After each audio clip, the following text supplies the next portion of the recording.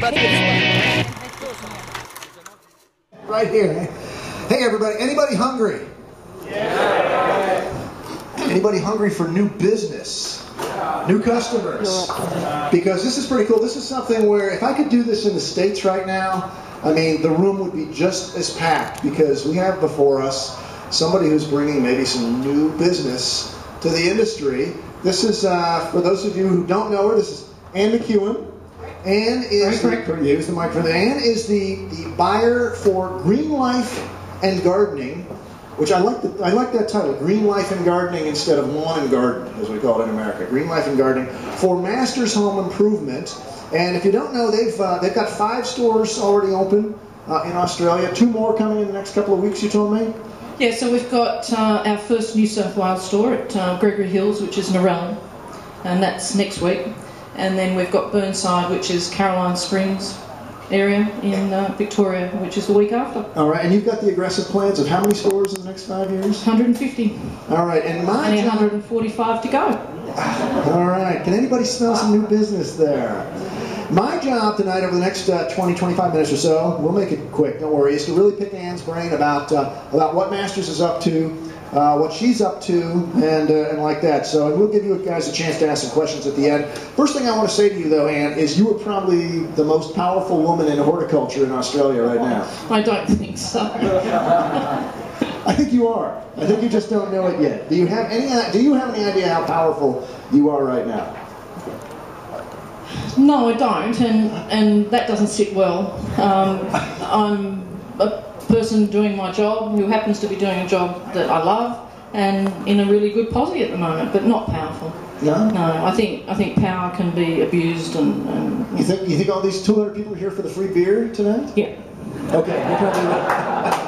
Well, okay. I am. All right, I'll ease off on the powerful thing. I'll ease back on the powerful thing. But how did you get into this powerful position with Masters? Like anybody else who applies for a job, you put your creds forward, and they either accept you or they don't. But what's your background that got you here, though? Okay, how far do you want me to go back?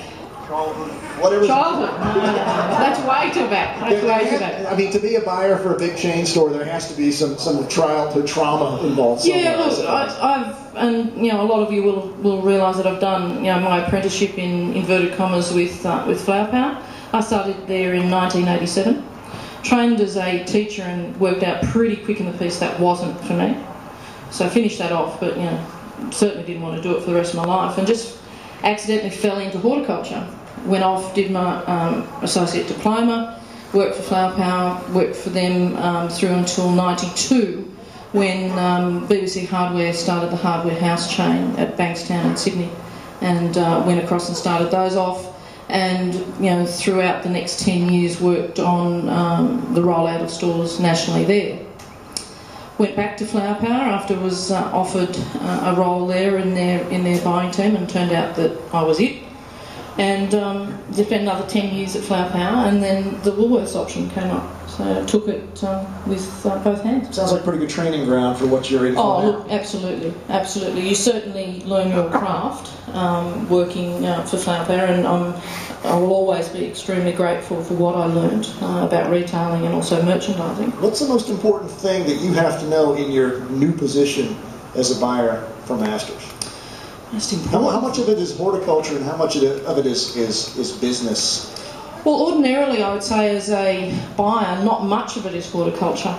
But at the moment when we're rolling stores out, it's all about horticulture.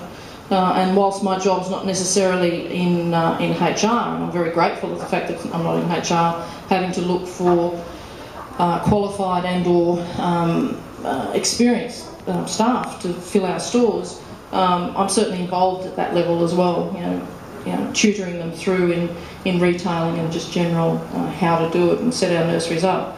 That's going to be probably the biggest learning curve for us, making sure that what we do when we set the stores up is continued through. Yeah, you've got 150 stores in 5 years. That's going to be how much staff for the garden centre?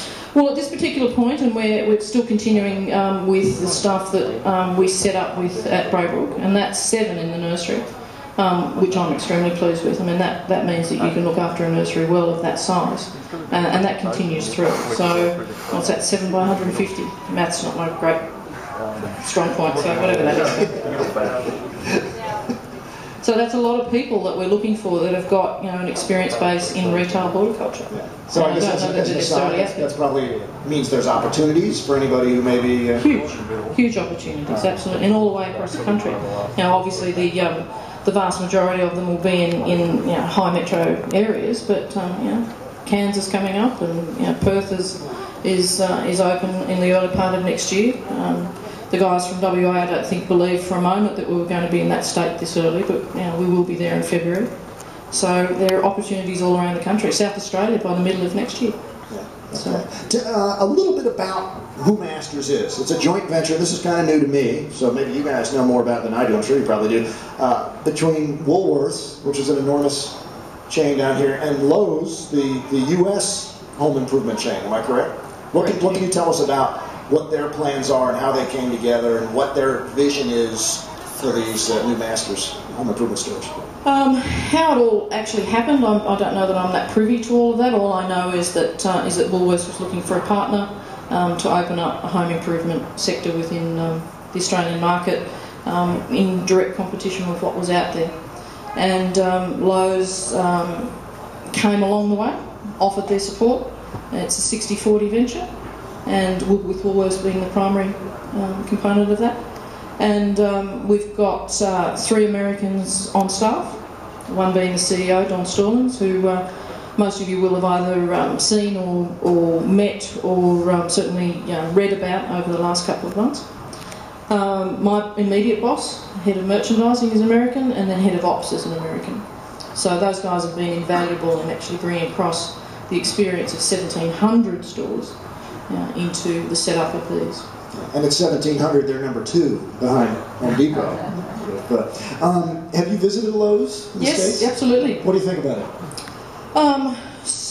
Yeah, we were extremely impressed. Absolutely, the fact that you can walk in and feel clean, and the shopping environment was conducive to wanting to stay in the shop, and it was air conditioned and merchandised well and all those sorts of things. I mean, that all sat really well with us. How many of you in the audience have been to a Lowe's in the States? Quite a few. You know, if I ask that question, how many of you have been to, well, we'll say that other chain in Australia? 3 hands would go up. So, good on you for that. Now, how much of the stores here going to be like the Lowe's in the States, do you think? Well, certainly the interior part of the store, as far as the fixtures, as far as the floor, as far as the air conditioning. It has, and probably the colour, the branding, it has the Lowe's feel to it. But other than that, it's an Australian store. Now, in the States, many people worry that the big chains, whether it's Home Depot, Lowe's, Walmart, could easily get out of the lawn and garden category if they decided it wasn't for them and convert that space to something else. Do you worry at all that that this is going to not work after a few years, and they could either get out of lawn and garden or get out of it altogether? Not for a moment. Why not? I don't think it'll surprise anybody that, given that we open on the 1st of September, that over the last trading period since Braybrook opened, garden has been in the top 3 of the departments throughout the store. So even as we've moved out of spring and heading towards summer, we're still in the top 3. The top product throughout the store, almost religiously, is potted colour. Top product in the store, period? Period. What do you attribute that to? Good growers. Are you out there? Yeah. Are you advertising the category? Look, we're certainly advertising. I mean, potted colour is unfortunately one of those bastardised products where you sell it for a price point or you don't sell it at all. And we're certainly in for that game. But it's premium product. It's there. It's fresh. It's delivered 2 to 3 times a week, and it's doing what it's supposed to do. But having said that, I mean, the low price point and the high price points are selling very well. I'm really, really happy with the advanced sales. Really, really happy with general tree and shrub sales. Colour, the whole lot. It's been really, really good. We've kind of alluded to them. You've got this other competitor in town. I think they're called what? Bunnings. We've got a number of competitors in town, but that's one of them. Yes. Are they your main competitor, do you think? No, not at all. Who's your main competitor? I don't know that we've actually got a main competitor. Depending upon for me, I would like to think that we're actually competing more with the nursery game. I had an extreme compliment paid to me the other day, and that you know, somebody who went into one of our Queensland stores said that you don't resemble Bunnings at all. You actually resemble, and they mentioned a reasonably good quality nursery up in Queensland, which was really, really rewarding, because we're not chasing that business. We're actually chasing and wanting to be part of the nursery business as such. Can a big chain store really emulate an independent garden center? Never give it a damn good try. Yeah. For sure. Now, what is it? You've shopped at a Bunnings? I had to. What do you think of them? I'll pass on that question. I mean, what I think now as opposed to what I used to think is obviously two totally different things. So I'm more, to be honest, I'm more interested in what we're doing, and always have been. All right. So what are some of the keys that you're going to implement to compete against them? Because, like it or not, you'll be compared as a chain store to Bunnings. Yeah, for sure. Yeah. We have got blinkers on, of course. How do you differentiate? It's going to make you different.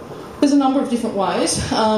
Quality of product is certainly going to be one, and I've been extremely judicious with who I've chosen as vendors, as suppliers. So the quality of the product for the price is certainly a main driver for me. And then also the ability to actually add a sense of events and a certain sense of theatre to the stores. So, like the environment that we're in here now, where there's a lot of colour and there's point of sale on the walls and all that sort of stuff. That's very much where we will head. Asking suppliers to be able to commit to that sort of money on the wall at this particular point when we've only got 5 stores is a big ask. But we'll move to that. We'll move to that in a long way. And a lot of people who hopefully have been in the store have sensed a sense of colour and colour that's appropriate to season and things like that. So, and that will continue to turn. What do you think their biggest weakness is that you can exploit? Probably range and quality. Yep. Yeah. Now, in the States, you get 2 or 3 chains competing with one another. It seems to devolve down into a price war. Is there a danger of that happening now with 2 major chains? Yeah, of course there's a danger. Yeah. Because for whatever reason, the lawn and garden category, no matter how fancy a name you put on it, seems to be the place that becomes the price war, especially during spring. Oh, it's not the only place. And the growers, in many cases, wind up paying the real price at that too. Yeah, absolutely. Yeah, as do we though. But it's certainly not the only place where the price war is. As I mentioned before, potted colour is certainly part of the price war. Seedlings is part of the price war. We, with the assistance of a couple of people in this room, set some tongues wagging at Braybrook, and I'm really pleased for that. And the results were extremely beneficial to both of us. Potted colour and seedlings, herbs. I mean, there's always going to be a war there, but it's how you wrap it up and how you differentiate it, and quality is certainly one. And the offer, the points of difference, all those sorts of things. Okay. Speaking back to the U.S., a few of the trends that have happened in the U.S. In the chain stores, mainly between Home Depot and Lowe's over the last few years. One of them is pay by scan. Anybody here know what pay by scan is? No. Do not mention pay by scan. You don't want to hear about it. Apparently you do. But you've heard of pay by scan, though. I've heard of pay by scan, yeah. Any danger that the Australian industry will see something like pay by scan? Where the product mix and the relationship between us and the supplier is a good fit, and there's a level of trust, yes, it'll come down that path, absolutely. And there are some areas where it fits better than others. But in all the guys that I've spoken to in this room, and a lot of these faces are very new faces, but I've spoken to a hell of a lot of suppliers over the last 2 years and previous to that. We're not going to expose anybody to loss. It's not what we're about. We're here to grow the industry, grow the offer, certainly grow the ability for competition out there as far as the customer's concerned. But we're not here to It has a negative connotation, but those U.S. growers who've adopted it and really embraced it have done, I think, very well. Costa Farms, Bell Nursery, Metrolina, there's some enormous growers who've done very well. What are some of the positives? Yeah, and I think probably some of the enormous growers have done okay. But then I've also heard some pretty bad stories about some not so enormous growers that aren't growers anymore as well as a result of it. So, yeah. We'll cross that bridge if and when we come to it. At this particular point, we've got a brand new operating system, which I don't feel confident of actually offering that pay-by-scan, let alone consignment against. So when we get to the point where I feel confident with that system, we'll go down that path. But again, I'm not out here to skin anybody. Okay. Another component of that is what you might call vendor-managed inventory, where the grower actually has to send their own staff into the stores to maintain product, sweep, water. They'll even wait on customers if that's what it takes to sell a product. Any danger of that trend coming to Australia? Well, I think that trend's already here. Whether Masters employs it or not is a definite no.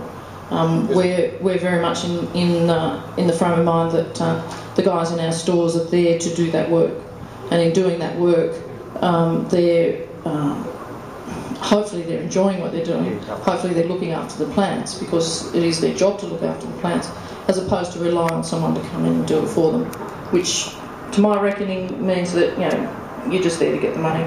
So right from the outset, we haven't been interested in merchandising, which is what we call it here, and we're still not. Anybody's welcome in any of our stores at any time, and certainly on setup, we encourage anybody to come in and assist.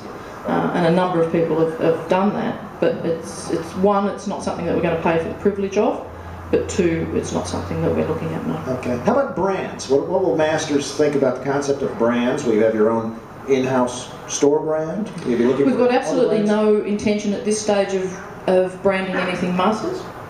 At this point, we're really, really young in the market, so what Masters means to anybody is anybody's business. Until such time as it actually means something. And when that actually is outside of my realm of responsibility. But as far as brands in the store, certainly we'll be moving down that path of particular ranges of product, owning a brand that is synonymous with us. Okay. All right, now let's get into the big question that I know everybody here has on their mind, because they're all out there salivating to bring you a business card and hopefully sell you some product. So what is it that they have to do to become a Masters vendor? What are you looking for? I'm looking for somebody who's prepared to grow with us, whether that be a small supplier or a large supplier. Brought a lot of smaller growers on, and I think that's been a fantastic opportunity for them, because we've been growing from 1 through to 5 since September, and 7 up until Christmas. So that's an ideal opportunity for a small grower to grow with us. But that doesn't necessarily mean that a large grower hasn't got the opportunity either. So as long as everybody's looking at the big picture and wanting to grow with us, world's your oyster, basically. All you really need to do is give me a call or email me, and we can talk. So is a small grower can serve 1 store, 2 stores? No problem at all. Absolutely. No, there's no onus on them to supply a whole state, let alone nationally. None at all. Certainly interested in grower networks, and I think there's a great deal of opportunity there in grower networks across the state. But no onus on them to supply. Any particular products you've had challenge finding thus far that you think are opportunities for growers? No, not really, to be honest. No, I think I've been well serviced by everybody who's shown up so far. Yeah, for sure. Okay. Any last comments about your important position, the way you're going to kick Bunnings' ass, or anything else? We're just in it for the long haul. I mean, 150 in 5 years. And again, my apologies for being so late, but it is my life. It's just a roller coaster at the moment, and I suppose probably apologies in that I haven't got the time for everybody. Mark, I can see you down there, mate, that wants meetings and wants time and stuff like that, but it is just seriously such a roller coaster, and it's fantastic to be involved, but again, more the merrier. Anybody who's interested, I've got my cards on me. Come and chat afterwards.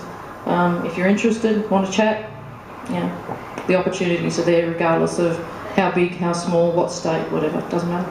Excellent. And we've got a few minutes, I think, to take questions from the audience. And I would run out there with a microphone, but that's pretty much impossible. So if you shout out the question, and we'll repeat it. Yes, right here. And Bunnings have a beat the price by 10% policy. Yep. How are you going to compete with that? I'll repeat the question. Bunnings has a 10% beat any price policy. Are you going to have the same thing? You're going to compete with that? Yes, and we are. Yes. 11%? No, 10%. Match the price and 10%. It's like for like. I don't mind telling you it's an absolute nightmare, but it is what it is. Yeah. Okay. So you're going to wait till one time comparing that price out? I went to Beytes one day, did some parts, and I had to wait a half an hour till I proved that I bought the parts at the right price. No. Are we going to prove? Are we going to wait and ring another supplier, another retailer to make sure that that's what they paid? No. No, it's about the customer. How many people come and take advantage of those things? Do you have any idea? Have you been in the business long enough to... Oh, I've been in the business long enough, and I suppose, depending on what sort of day you've had, you'd say that the percentage is fairly high. But it is what it is. So, you offer it, you've got to honour it. Okay. Other questions? Sausage sizzle. Yeah, sausage sizzle, absolutely. and there's a sausage sizzle every weekend at Brobrook now. Yeah, and what free lunch? What does that mean? Sausage sizzle. Fill in the end. Okay. A bit of a void there for the Americans. So what we do is we offer up a barbecue area out the front of the store to Lions clubs, to football clubs, cricket clubs, all that sort of stuff. They run the sausage sizzle. They charge $1, $1.50, $2 for a snag on a piece of paper, on a piece of bread. Sorry, sometimes it is a piece of paper, isn't it? And they take the money. That's fine. This is such a cool country. I love that. Sausage sizzle. I'll be writing about that one. And part of the deal with Maccas in the store is that they've got to tolerate that. That's fine. It's all good. Okay, right here. So you're competing against the local, Beytes. Have you had any comments from your customers who come and shop and they say, oh, okay, I shop at this, usually garden center, but, shopping here with you, it's like almost or better or similar? Okay, so have we had much comparative shopping between a local nursery and us? Depending on the area, I've had feedback. So you've got to remember that I've only been working in the store during the opening period, so I haven't spent a lot of time in stores, although it feels like it. But certainly the feedback that we've been getting has been good, and that, as I said earlier, they're not comparing us with Bunnings at this particular point. They're actually comparing us with their local, which makes me really happy. Are they switching? I wouldn't say at this early stage that they're switching. No, they're still trying this out. Yeah. In my experience, gardeners shop everywhere. So, at least that's the way it is in the States. Over there? Yeah. A lot of people have talked about the comparison to Bunnings and what have you. You talk a little bit more about comparing yourself to retail nurseries. Will you carry a range of products that you just don't see in Bunnings, for example, a Jack Londiot, a grafted gum in a 40cm pot at prices that reflect what the wholesalers are? Okay, so the question's about range and whether we'll keep grafted product and more specific type species, and the answer is yes. And how similar you'll be more to an independent garden centre than to Bunnings? Yeah, so from a price point of view, yes, we'll certainly honour the price that we are charged for it, and certainly expect to get that money back. So I don't see that as a volume line, and I certainly don't see it as a bastardised line. And no, I'm not going to sell a grafted gum in a 40cm pot for $10 on cost. Not interested in that. I need to make some money somewhere. So, will you carry those products? Yes, absolutely. And there are within the nurseries already some curio type, and I put that in inverted commas, curio type product relative to the state. One of the examples of that was Trifford Park's truffle trees, and that caused all manner of interest at press level because on the first day, as the guys here in the front table will testament, we had a couple of hundred pressed through on the first day at Browbrook, and I happened to mention that we sell truffle trees, and off it went. So I would hope to sell half a dozen truffle trees in a year in a nursery. We sold half a dozen in a day, and they weren't bastardised in price by any means. So Trifford Park at this point are particularly pleased with us.